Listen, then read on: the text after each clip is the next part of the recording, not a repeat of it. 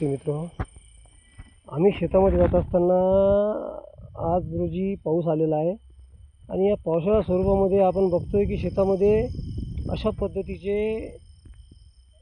जंगली जो सरपटणारे जो प्राणी आहे हे बाहेर निघतात आणि शेतकऱ्यांसाठी किती भीतीजनक विषय आहे हे तुम्हाला आज पाहायला मिळत आहे. बघा हा साप जो आहे ना, हा बाहेर भ्रमणासाठी निघालेला आहे. जसं आपण म्हणतो की रात्र पडली म्हणजे खूप विचार करून चालावं लागते, त्या पद्धतीने आपण विचार केला तर हा शेतकऱ्यासाठी खूप चिंतेचा विषय आहे.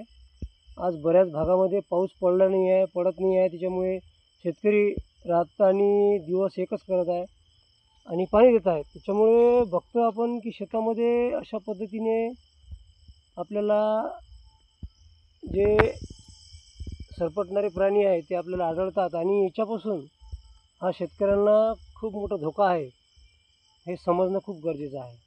आणि शेतामध्ये जाताना पायामध्ये हातामध्ये टॉर्च घ्या, पायाला सुरक्षित बूट घ्या आणि शेतामध्ये जाताना व्यवस्थित जा, हळू जा आणि थोडा आवाज करत जा, एवढंच म्हणायचं आहे. आणि सुरक्षित राहा बस. बघा हा साप जो आहे हा एका पद्धतीने एका ठिकाणी असा गुंडून बसलेला आहे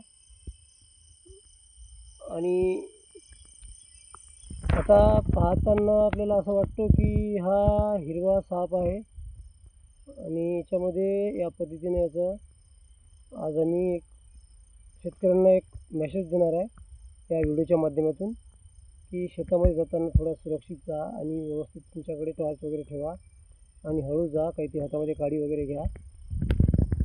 बस एवढं मी धन्यवाद शेतकरी मित्र हो.